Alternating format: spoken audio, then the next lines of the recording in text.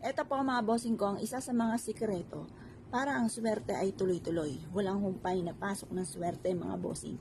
Subukan niyo po itong gawin at mapapasin ninyo na lagi kang ia-adya kung saan lagi ikaw ay suswertehin.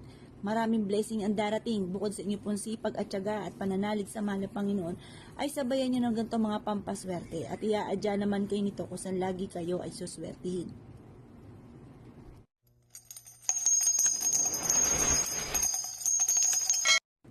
Para laging malaki ang inyo pong benta at lagi po kayo suswertehin, mas mainam mga bossing ko na gawin nyo po ito mga bossing ko bago umalis ng inyo pong tahanan. At ang dulot po nito ay swerte mga bossing. Kung kayo po ay isa sa mga negosyante at nais po na magkaroon ng malaking benta, gawin nyo po ito bago umalis ng inyong tahanan tuwing umaga mga bossing. Or kaya po kapag kayo nasa mood, lalo-lalo na kapag ito ay Martes or Biyernes. At ito po ay sinisigurado ko po sa inyo na buong araw kayo ay suswertihin mga bossing. At may mga darating sa inyong swerte na hindi nyo inaasahan. Ganito lang po ang inyo pong gagawin. Kumuha po kayo ng isang mangkuka na asin or isang platito. Yung mga local na asin lamang ang ating gagamitin para hindi ito masayang. Para po konting halaga lamang po ang inyo pong magagastos mga bossing. 20 pesos na asin sa palengke o sa bangketa sa may kariton ay napakarami na. Kaya yan na lang po inyo pong gagamitin. Konting asin lang naman ang ating kailangan mga bossing.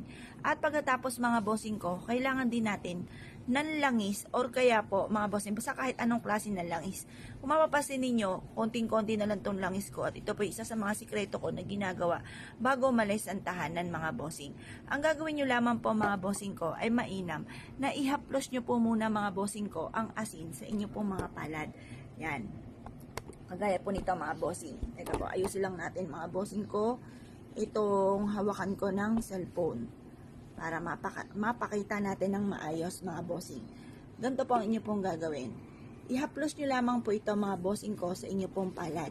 Alisin po muna natin ang mga negatibong enerhiya sa inyo pong palad na nagdudulot ng kamalasan sa araw-araw na ginagawa po ninyo ay parang lagi na lamang pong pansin po ninyo ay mailap ang swerte. Kaya palapitin po natin ang swerte. Ihaplos nyo lamang po ito mga bossing ko sa inyo pong palad.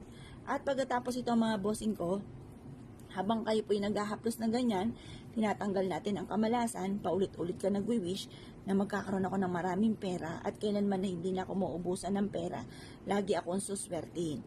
Pagkatapos po niyan, kapag po ito yung naipahid nyo na mga bossing, kunin nyo po itong baby oil mga bossing ko at magpahid kayo sa inyong palad para manuot mga bossing ko, dumikit ang swerte mga bossing. Yan. Ngayon pa mga bossing, ang gagawin nyo lamang, ihaplos nyo po ito sa inyo pong palad, kagaya po nito mga bossing. Yan, haplos nyo lamang. Simula na ito ng tagumpay ko at kailanman na hindi na ako mamumblema tungkol sa usapin ng pera.